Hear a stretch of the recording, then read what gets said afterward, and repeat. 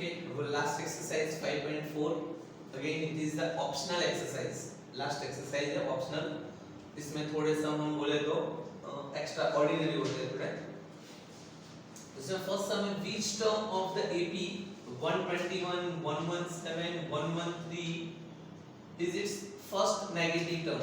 तो यहाँ पे देखिए जो हमारी AP है वो डिक्रीजिंग ऑर्डर में है, मतलब कि नंबर जो है वो कम हो रहा है, तो ऑब्वियसली आगे जाके एक नंबर जीरो है नेगेटिव में जाएगा, तो ऐसा कौन सा पहला नंबर आएगा, कौन से नंबर पर नेगेटिव नंबर आएगा, तो which term of the AP is the first negative term। तो चलो हम स्टार्ट कर रहे हैं उसको। इसमें हम A देखेंगे हमारा है 121 and our difference is 117 में से 121 जाएगा वो होगा -4। और आगे भी मैंने बताया था कि अगर AP हमारी डिक्रीजिंग हो तो D ऑलवेज नेगेटिव होता है। AN का फॉर्मूला हमारा A + n - 1 into D। A is 121 n - 1 - 4 -4n + 4 125 - 4n, ये है हमारा an।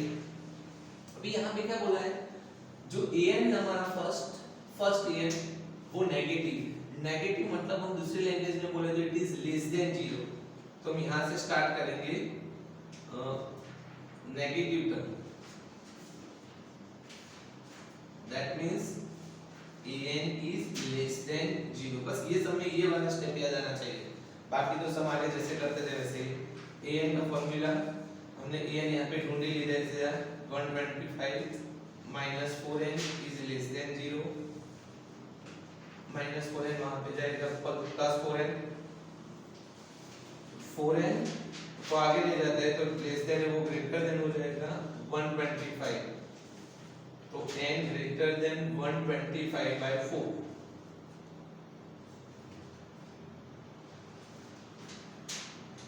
n greater than 31.25, तो n 31, we know that n always natural number होता है, पॉजिटिव नंबर, तो 31.25 से बड़ा नेचुरल नंबर कौन आएगा, 32।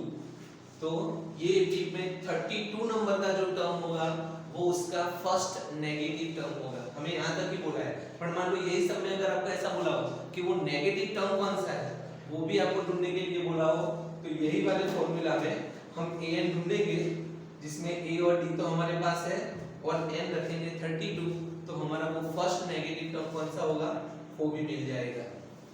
Okay, second sum of third and seventh term, sum बोला है हमें किसका third term and seventh term, उसका सम दिया हुआ है हमें 6। चलो आगे बताया हमें a3 का फॉर्मूला आएगा a + 2d और 7 यानी a + 6d, तो 2a + 8d = 6। 2 कॉमन निकल जाएगा यहाँ से, वो 2 इधर डिवाइड में जाएगा तो 3। अगर हम a को सब्जेक्ट पर रखेंगे तो a = 3 - 4d। ओके, एक इक्वेशन बन गया। नाउ व्हाट, सेकंड स्टेप बोला है देयर प्रोडक्ट इज, मतलब किसका प्रोडक्ट, यहाँ पे पहले सम बोला था अभी प्रोडक्ट बोला है, मतलब यही दोनों का प्रोडक्ट कितना दिया है हमें, प्रोडक्ट 8, मतलब कि a3 into a7 = 8। चलो a3 अभी हमने लिखा a + 2d, a7 and a + 6d = 8। we have a की वैल्यू हमने ऑलरेडी फाइंड कर दी है, put the value of 1, put the value of equation 1, मतलब इक्वेशन 1 में जो a की वैल्यू है वो यहाँ पे हम रखेंगे, तो a के बदले हम लिखेंगे 3 - 4d + 2d, a के बदले हम लिखेंगे 3 - 4d + 6d = 8। see -4d + 2d -2d यहाँ पे +2d, तो ये तो आइडेंटिटी होगी a minus b a plus b a square minus b square, 3 square is 9 minus 4d square is equal to 8 minus हो जाएगा तो d स्क्वायर हो जाएगा 1/4। तो इस हिसाब से स्क्वायर रूट निकालेंगे तो हमें पता है कि जब हम कोई स्क्वायर होता है उसका जब स्क्वायर रूट निकालते हैं तो उसकी हमें दो वैल्यू मिलती है, एक पॉजिटिव एंड एक नेगेटिव, यानी d प्लस 1/2 एंड माइनस 1/2 दोनों हमें मिल गए। ओके, तो यहाँ तो अभी हमें d ही मिला है, हमें क्या ढूंढना है यहाँ पे, find the sum of 16 term. तो इसकी वैल्यू हम यहाँ पे रखते हैं। तो यहाँ पे हमारे पास दो केसेस हो गए, if d is 1/2 and d is minus 1/2, तो दोनों की वैल्यू वहां पे रखते हैं। उस हिसाब से a is equal to 3 minus 4, d के बदले 1/2, a 3 4 और यहाँ पे minus 1/2, तो यहाँ पे a हो जाएगा 1 minus minus plus 5। मतलब कि if d is equal to 1/2 then a is equal to 1 and if d is equal to minus 1/2 then a is equal to 2। तो हमें क्या ढूंढना है, सम ऑफ 16 टर्म, मतलब s16 ढूंढना है। तो यहाँ पे दोनों के लिए हमें अलग अलग सम ढूंढना पड़ेगा। x16 का फॉर्मूला है n/2, पहले मैं फॉर्मूला लिख देता हूँ sn वाला, n/2 2a plus n minus 1 into d। चलो, तो इसमें दोनों साइड की वैल्यू पुट करते हैं। पहले s16 n/2 16/2 2a 2 but a लेंगे हम 1 n minus 1 16 minus 1 15 and d, जब a 1 है तो d है हमारा 1/2। सिमिलरली इस साइड पे s16 is equal to 16/2 2a but a लेंगे हम 5 plus n minus 1 again 15 and d is minus 1/2, ये 8 2 LCM 2 2 जा 4 15 plus 4 19 कट हो गया, यानी सम ऑफ 16 टर्म मिल गया 76।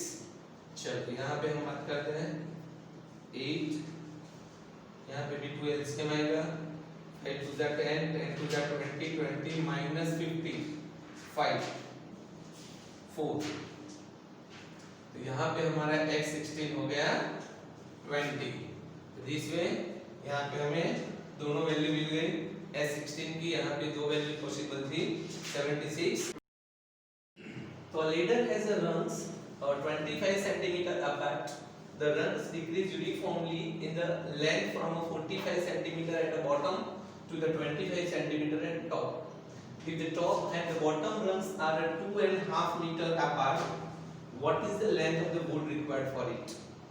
We have two ऐसे लेडर्स हमें पता है, तो रंग्स किसको बोलेंगे, ये जो स्टेप्स होते हैं वो वुड के बने हुए। तो ये बनाने के लिए हमें ये वुड लाना है, तो टोटल पूरा लंबा एक वुड लाना है जिसको कट करके हमें ये लगाना है। बट इसके लिए हमें दिया हुआ है कि ये जो रंग्स है उसमें एक पैटर्न है कि इनके बीच का जो डिस्टेंस है वो 25 सेंटीमीटर, ये पूरे जो रंग्स है उन सारे रंग्स के बीच का डिस्टेंस आएगा 25 सेंटीमीटर। दूसरी बात, it is decrease from the bottom 45, यानी ये जो बॉटम वाला रंग है वो हमें लेना है 45 सेंटीमीटर का, और जो टॉप वाला लास्ट वाला आएगा वो होगा 25 सेंटीमीटर का। दूसरी बात बताइए, टॉप एंड बॉटम ये रंग्स के बीच का डिस्टेंस है 2.5 मीटर, तो ये सब सेंटीमीटर में है, तो 2.5 यानी 5/2, इसको मीटर में कन्वर्ट करेंगे सेंटीमीटर में, मल्टीप्लाई बाय 100 50 250 सेंटीमीटर डिस्टेंस हो जाएगा। तो उस हिसाब से टोटल रन्स कितने मिलेंगे, तो हम स्टार्ट यहां से करेंगे कि दो के बीच का डिस्टेंस 25 और पूरा जो फर्स्ट एंड लास्ट वाला डिस्टेंस है वो 250, तो टोटल रन्स जिसको हम बोलेंगे n, वो क्या आएगा 250 by 25 plus 1, is equal to 11, मतलब हमारा n जो है वो मिल गया 11। ओके, नाउ ये आया कैसे 11, तो मैं उसके लिए सिंपल सी बात समझा देता हूँ। मान लो कि ये हमारा एक पैटर्न है, इसके बीच का डिस्टेंस है मान लो कि 100, और ये दोनों के बीच का डिस्टेंस है मान लेते हैं हम 25। तो यहाँ पे कितने रंस होंगे तो 100 डिवाइडेड बाय 25 प्लस 1, 25 4 जा 100, 4 प्लस 1 5। तो देखिए आप रंस 1 2 3 4 एंड 5, इसीलिए टोटल और ये दोनों के गैप का डिवाइड प्लस 1, तो n हो गया 11। अभी एक ही स्टार्ट करेंगे तो इसका फर्स्ट जो नंबर आएगा वो 45, और लास्ट वाली जो लेंथ होगी यानी कि an जो होगा वो 25। तो बस हमें टोटल क्या फाइंड करना है, what is the length of the wood required, total would कितना चाहिए। तो फॉर्मूला है Sm is equal to n/2 a plus an। सम एकदम सिंपल है, छोटा सा ही है, बट यहाँ पे समझने की थोड़ी जरूरत है। बाकी तो हम वैल्यू पुट करेंगे, आंसर आ जाएगा n is 11, a is 45, an is 25, 11/2 45 plus 25 हो जाएगा 70, कट होगा 35, 35 को हम 11 से मल्टीप्लाई करेंगे तो 385 मीटर हमें वुड की रिक्वायर रहेगी। तो ये सब है इतना ही, बट यहाँ पे थोड़ा अंडरस्टैंडिंग वाला है। ओके, नेक्स्ट सम है हमारा 4, मैं अभी इसको रन कर रहा हूँ।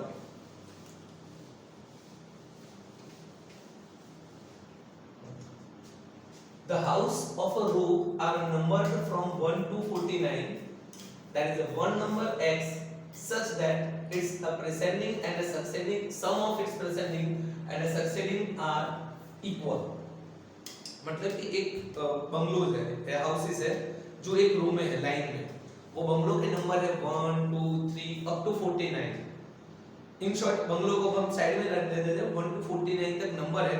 वो नंबर के बीच में कोई एक ऐसा नंबर x है, वो नंबर के बीच में कोई एक ऐसा नंबर x है जैसे कि x के आगे वाले सारे नंबर का प्लस और x के पीछे वाले नंबर का प्लस इक्वल रहता है। फिर से 1 टू 49 नंबर तक बीच में कोई एक नंबर ऐसा है जिसके आगे के नंबर के सम और पीछे के नंबर का सम इक्वल है, तो वो हमें x फाइंड करना है।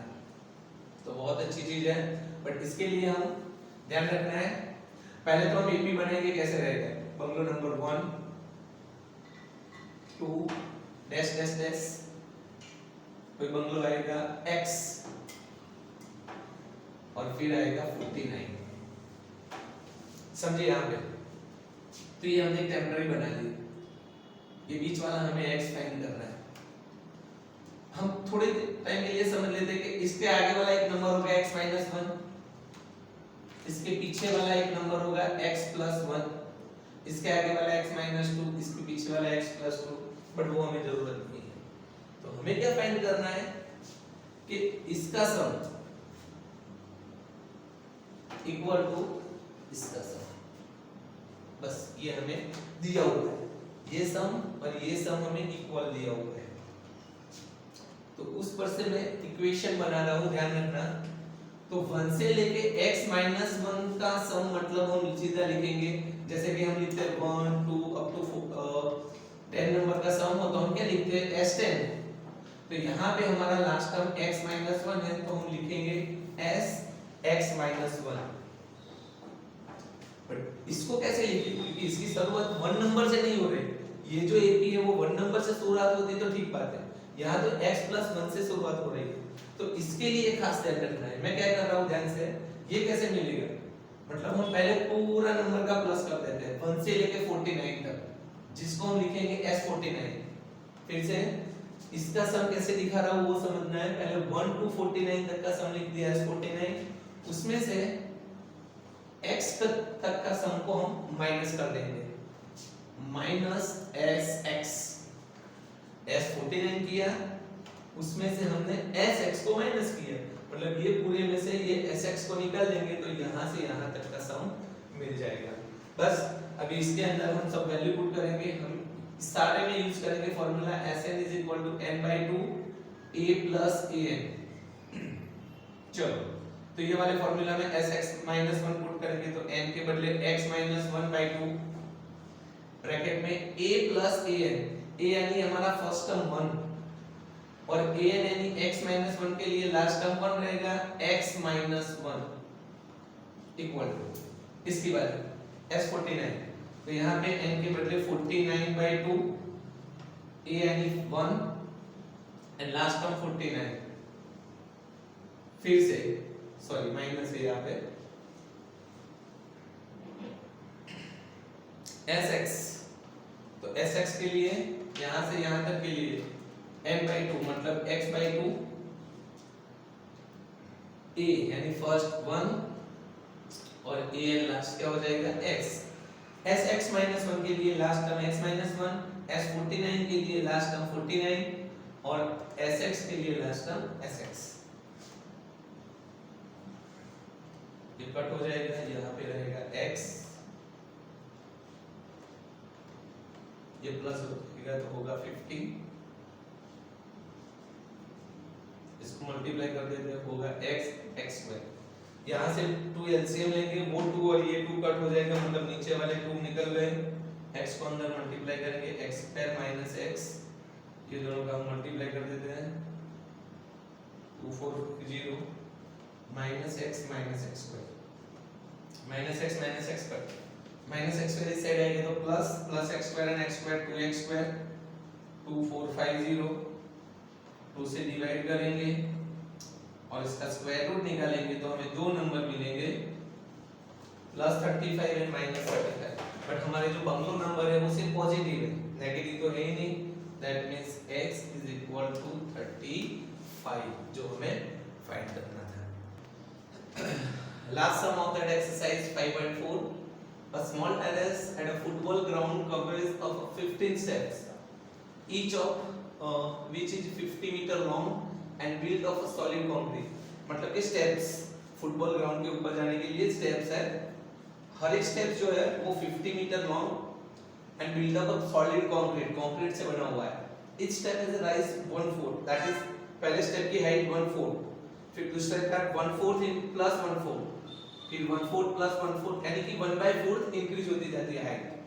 And treads is 1/2 metre, treads यानी उसकी जो ब्रेड्थ है स्टेप्स की वो है 1/2 metre. Then find the total volume of the concrete. तो ये हमारी फिगर दी हुई है क्वेश्चन में, तो आप देख सकते हैं कि जो सारे स्टेप्स है they all are in the cuboid form. ऐसे टोटल 15 स्टेप्स है। आप ये फिगर एक बार नोट कर ले अच्छे से, फिर मैं सम आपको करवा रहा हूँ। तो आपने देखा कि फिगर में सारे जो स्टेप्स है वो क्यूबॉइड के शेप में है, तो ऑब्वियसली सारे क्यूबॉइड है, तो total volume is equal to total volume of total concrete. कैसे रहेगा?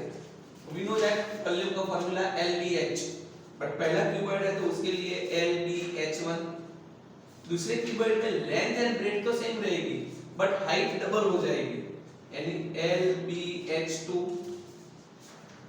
LBH3 up to dash dash dash. तो हम इसमें से LBH को कॉमन निकाल दें, समझना ध्यान से, H भी कॉमन निकाल देते हैं जो जनरल है हमारे लिए। तो अंदर क्या बचेगा 1 प्लस, चलो इससे भी अच्छी मेथड से आपको बताता हूँ। पहले हम देख लेते हैं कि LB तो कॉमन निकाल देते हैं हम, H1 plus H2 plus up to L। We have L is 50 meter long, breadth is 1/2, okay, height 1, first height आएगी 1/4, फिर सेकंड 1/4 into 2 तो हो जाएगी 1/2, फिर थर्ड 1/4 into 3 हो जाएगी 3/4, ओके। तो up to dash dash dash, इसमें से मैं 1/4 कॉमन निकाल लेता हूं, तो 1/4 में से 1/4 कॉमन निकलेगा तो 1, ये 2, यहां से 1/4 कॉमन निकलेगा 3, अप टू हमारे टोटल 15 स्टेप दिए हुए हैं। Find the total volume if there is a 15 steps. 15 step यानी मैं यहाँ पे लिख देता हूँ हमारा n जो दिया हुआ है वो 15 है। बस अभी ये सम आपके लिए सिंपल हो गया है। 2 से इसको कट करेंगे 25, ये हो जाएगा 25/4। यहाँ पे हम फॉर्मूला यूज करेंगे n/2 a plus n। n/2 n 15 है, दैट इज 15/2 a यानी 1, a यानी लास्ट टर्म 15, तो 25 into 15 ये 8 और ये 16, यहाँ से कट होगा तो 2, 25 2 जा 50, 750 मीटर क्यूब। ये हो गया हमारा टोटल वॉल्यूम, मतलब कि हमें इतना काउंटेज स्टेप्स के लिए